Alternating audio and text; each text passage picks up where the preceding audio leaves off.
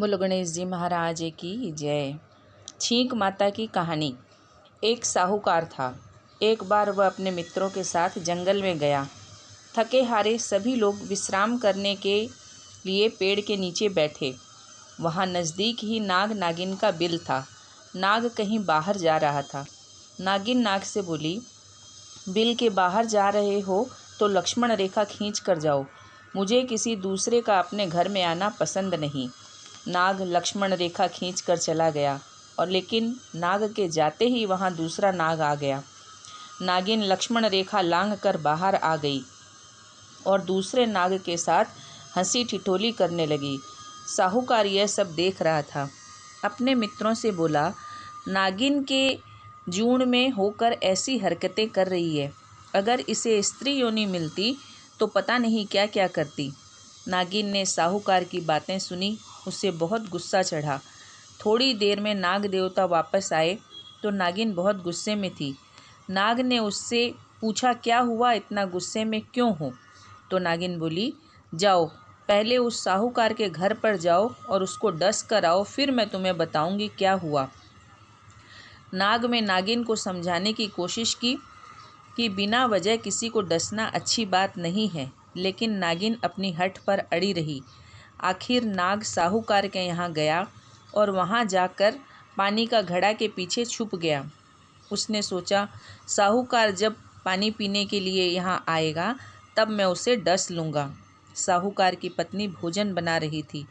उसने साहूकार को आवाज़ दी, थाली परोस दी है, पीने का पानी का लोटा भरो और खाने बैठो। इतना कहते हैं उसकी पत्नी को छींक आ गई। पत्नी बोली, मुझे छींक आ गई है, एक बार रुक जाओ।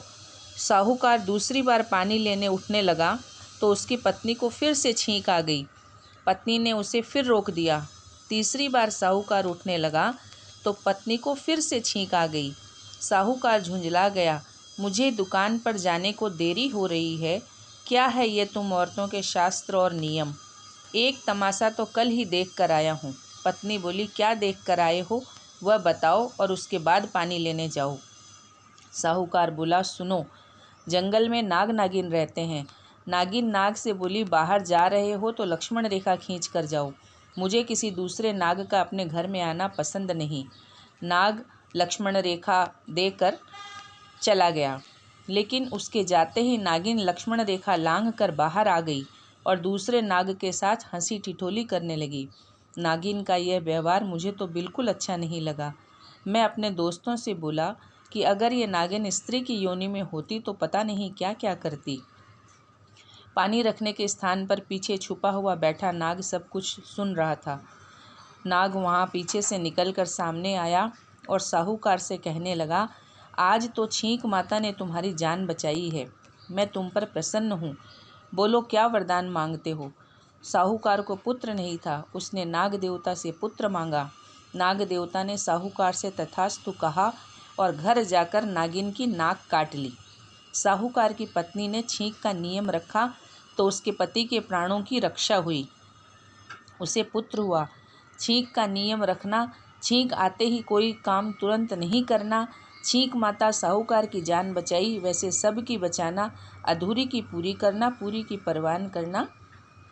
बोलो छींक माता की जय।